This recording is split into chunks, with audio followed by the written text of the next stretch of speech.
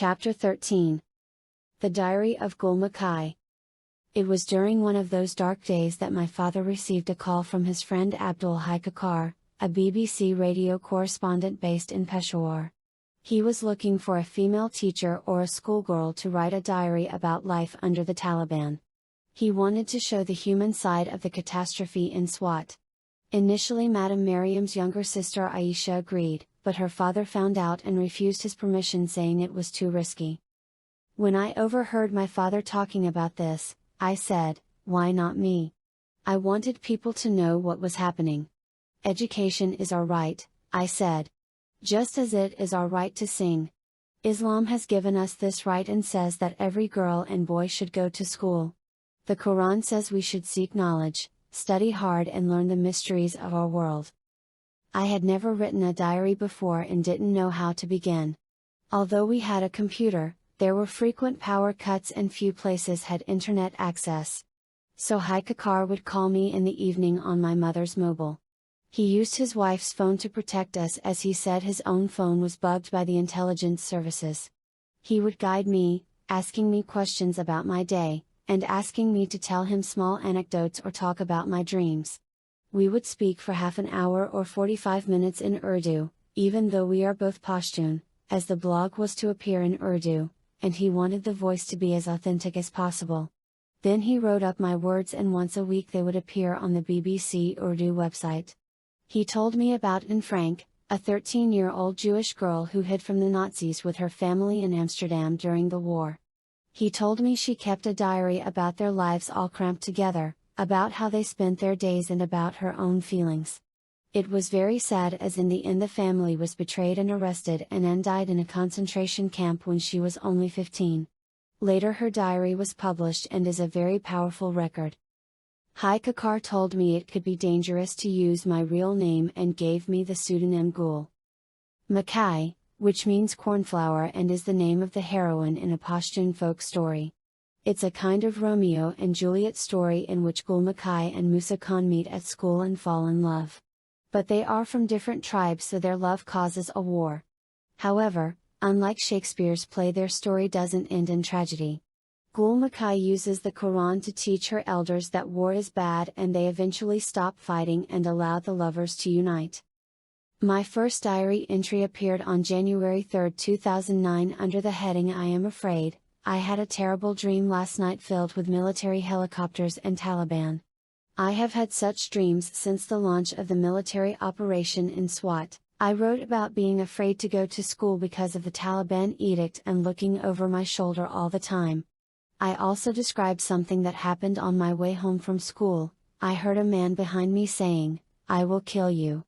I quickened my pace and after a while I looked back to see if he was following me. To my huge relief I saw he was speaking on his phone. He must have been talking to someone else. It was thrilling to see my words on the website. I was a bit shy to start with, but after a while I got to know the kind of things Haikakar wanted me to talk about and became more confident. He liked personal feelings and what he called my pungent sentences, and also the mix of everyday family life with the terror of the Taliban. I wrote a lot about school, as that was at the center of our lives. I loved my royal blue school uniform, but we were advised to wear plain clothes instead and hide our books under our shawls. One extract was called "Do Not Wear Colorful Clothes." In it I wrote, I was getting ready for school one day and was about to put on my uniform when I remembered the advice of our principal, so that day I decided to wear my favorite pink dress. I also wrote about the burqa. When you're very young, you love the burqa because it's great for dressing up. But when you are made to wear it, that's a different matter. Also, it makes walking difficult. One of my diary entries was about an incident that happened when I was out shopping with my mother and cousin in the China Bazaar. There we heard gossip that one day a woman was wearing a shuttlecock burqa and fell over. When a man tried to help her, she refused and said, "Don't help me, brother, as this will bring immense pleasure to Fazlullah." When we entered the shop we were going to, the shopkeeper laughed and told us he got scared thinking we might be suicide bombers, as many suicide bombers wore the burqa. At school people started talking about the diary. One girl even printed it out and brought it in to show my father. "It's very good," he said with a knowing smile. I wanted to tell people it was me, but the BBC correspondent had told me not to as it could be dangerous. I didn't see why, as I was just a child and who would attack a child. But some of my friends recognized incidents in it. And I almost gave the game away in one entry when I said, my mother liked my pen name Gul Makai and joked to my father we should change my name. I also like the name because my real name means grief-stricken. The Diary of Gul Makai received attention further afield. Some newspapers printed extracts. The BBC even made a recording of it using another girl's voice, and I began to see that the pen and the words that come from it can be much more powerful than machine guns, tanks or helicopters. We were learning how to struggle, and we were learning how powerful we are when we speak. Some of our teachers stopped coming to school. One said he had been ordered by Mullah Fazlullah to help build his center in Imam Dairy. Another said he'd seen a beheaded corpse on the way in and could no longer risk his life to teach. Many people were scared. Our neighbors said the Taliban were instructing people to make it known to the mosque if their daughters were unmarried, so they could be married off, probably to militants.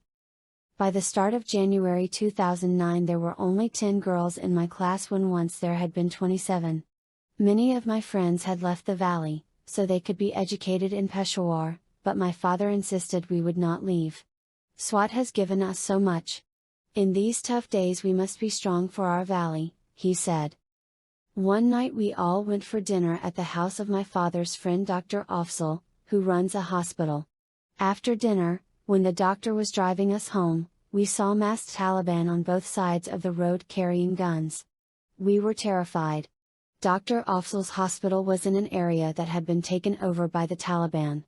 The constant gunfire and curfews had made it impossible for the hospital to function, so he had moved it to Barikat. There had been an outcry, and the Taliban spokesman Muslim Khan had called on the doctor to reopen it. He had asked for my father's advice. My father told him, "Don't accept good things from bad people." A hospital protected by the Taliban was not a good idea, so he refused. Dr. Afzal did not live far from us, so once we were safely home, my father insisted on going back with him in case he was targeted by the Taliban. As he and my father drove back, Dr. Afzal nervously asked him, "What name shall we give if they stop us?" "You are Dr. Afzal and I am Ziauddin Yousafzai," replied my father. "These bloody people. We haven't done anything wrong. Why should we change our names? That's what criminals do." Fortunately the Taliban had disappeared. We all breathed a big sigh of relief when my father phoned to say they were safe. I didn't want to give in either. But the Taliban's deadline was drawing closer, girls had to stop going to school. How could they stop more than 50,000 girls from going to school in the 21st century? I kept hoping something would happen and the schools would remain open. But finally the deadline was upon us.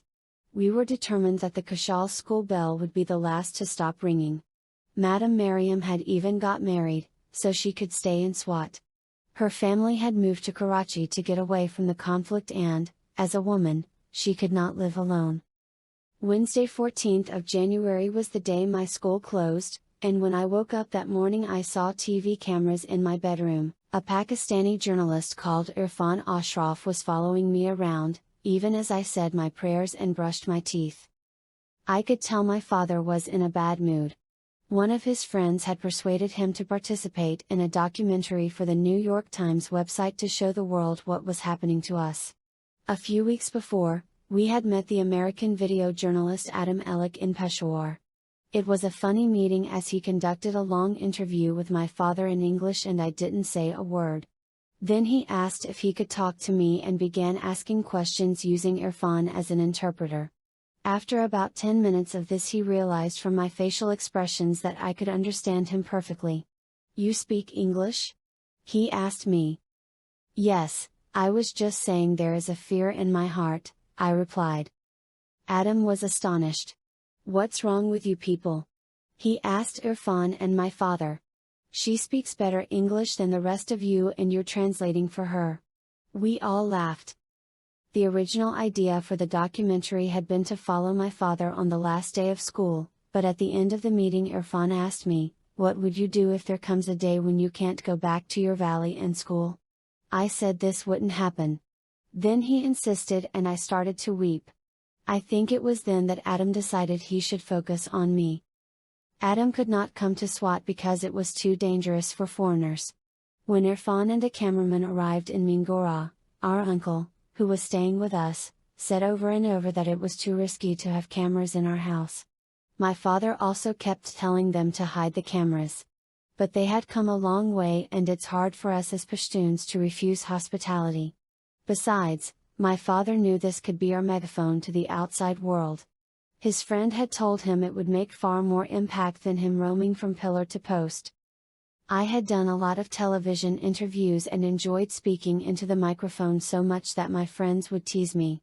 But I had never done anything like this. Be natural, Irfan told me. That wasn't easy with a camera trained on me everywhere I went, even as I brushed my teeth. I showed them the uniform I couldn't wear and told them I was scared that if the Taliban caught me going to school they would throw acid in my face as they had done to girls in Afghanistan. We had a special assembly that final morning, but it was hard to hear with the noise of helicopters overhead. Some of us spoke out against what was happening in our valley. The bell rang for the very last time, and then Madam Mariam announced it was the winter holidays. But unlike in other years, no date was announced for the start of next term. Even so, some teachers still gave us homework. In the yard I hugged all my friends. I looked at the honors board and wondered if my name would ever appear on it again. Exams were due in March, but how could they take place? Coming first didn't matter if you couldn't study at all. When someone takes away your pens, you realize quite how important education is. Before I closed the school door, I looked back as if it were the last time I would ever be at school. That's the closing shot in one part of the documentary. In reality, I went back inside. My friends and I didn't want that day to end, so we decided to stay on for a while longer. We went to the primary school where there was more space to run around and played cops and robbers. Then we played Mango Mango, where you make a circle and sing, then when the song stops everyone has to freeze. Anyone who moves or laughs is out. We came home from school late that day. Usually we leave at 1 p.m. but that day we stayed till 3. Before we left, Maniba and I had an argument over something so silly I can't remember what it was. Our friends couldn't believe it. You two always argue when there's an important occasion, they said. It wasn't a good way to leave things. I told the documentary makers, they cannot stop me. I will get my education if it's at home, school or somewhere else. This is our request to the world, to save our schools, save our Pakistan, save our SWAT. When I got home, I cried and cried. I didn't want to stop learning. I was only 11 years old, but I felt as though I had lost everything. I had told everyone in my class that the Taliban wouldn't go through with it. They're just like our politicians, they talk the talk but they won't do anything, I'd said. But then they went ahead and closed our school and I felt embarrassed. I couldn't control myself. I was crying, my mother was crying, but my father insisted, you will go to school. For him the closing of the schools also meant the loss of business. The boys' school would reopen after the winter holidays, but the loss of the girls' school represented a big cut in our income. More than half the school fees were overdue and my father spent the last day chasing money to pay the rent, the utility bills and the teachers' salaries. That night the air was full of artillery fire and I woke up 3 times. The next morning everything had changed. I began to think that maybe I should go to Peshawar or abroad, or maybe I could ask our teachers to form a secret school in our home, as some Afghans had done during Taliban rule. Afterwards I went on as many radio and TV channels as possible. They can stop us going to school, but they can't stop us learning, I said. I sounded hopeful, but in my heart I was worried. My father and I went to Peshawar and visited lots of places to tell people what was happening. I spoke of the irony of the Taliban wanting female teachers and doctors for women yet not letting girls go to school to qualify for these jobs. Once Muslim Khan had said girls should not go to school and learn Western ways. This from a man who had lived so long in America. He insisted he would have his own education system. What would Muslim Khan use instead of the stethoscope and the thermometer? My father asked. Are there any Eastern instruments which will treat the sick? The Taliban is against education because they think that when a child reads a book or learns English or studies science, he or she will become westernized. But I said, education is education. We should learn everything and then choose which path to follow. Education is neither Eastern nor Western, it is human. My mother used to tell me to hide my face when I spoke to the media because at my age I should be in Purdah, and she was afraid for my safety. But she never banned me from doing anything. It was a time of horror and fear. People often said the Taliban might kill my father but not me. Malala is a child, they would say, and even the Taliban don't kill children. But my grandmother wasn't so sure. Whenever my grandmother saw me speaking on television, or leaving the house, she would pray, "Please God, make Malala like Benazir Bhutto, but do not give her Benazir's short life." After my school closed down, I continued to write the blog. 4 days after the ban on girls' schools, 5 more were destroyed. I am quite surprised, I wrote, because these schools had closed, so why did they also need to be destroyed? No one has gone to school following the Taliban's deadline. The army is doing nothing about it. They are sitting in their bunkers on top of the hills. They slaughter goats and eat with pleasure. I also wrote about people going to watch the floggings announced on Mullah FM, and the fact that the police were nowhere to be seen. One day we got a call from America, from a student at Stanford University. Her name was Shiza Shahid and she came from Islamabad. She had seen the New York Times documentary Class Dismissed in Swat Valley and tracked us down. We saw then the power of the media, and she became a great support to us. My father was almost bursting with pride at how I came across on the documentary. "Look at her," he told Adam Ellick. "Don't you think she is meant for the skies? Fathers can be very embarrassing." Adam took us to Islamabad. It was the first time I had ever visited. Islamabad was a beautiful place with nice white bungalows and broad roads, though it has none of the natural beauty of Swat. We saw the Red Mosque where the siege had taken place, the wide Constitution Avenue leading to the white colonnaded buildings of the Parliament House and the Presidency, where Zardari now lived. General Musharraf was in exile in London. We went to shops where I bought school books and Adam bought me DVDs of American TV programs like Ugly Betty, which was about a girl with big braces and a big heart. I loved it and dreamed of one day going to New York and working on a magazine like her. We visited the Loc Versa Museum, and it was a joy to celebrate our national heritage once again. Our own museum in Swat had closed. On the steps outside an old man was selling popcorn. He was a Pashtun like us, and when my father asked if he was from Islamabad, he replied, "Do you think Islamabad can ever belong to us Pashtuns?" He said he came from Malmand, one of the tribal areas, but had to flee because of a military operation. I saw tears in my parents' eyes. Lots of buildings were surrounded by concrete blocks, and there were checkpoints for incoming vehicles to guard against suicide bombs. When our bus hit a pothole on the way back, my brother Kashal, who had been asleep, jerked awake. "Was that a bomb blast?" he asked. This was the fear that filled our daily lives. Any small disturbance or noise could be a bomb or gunfire.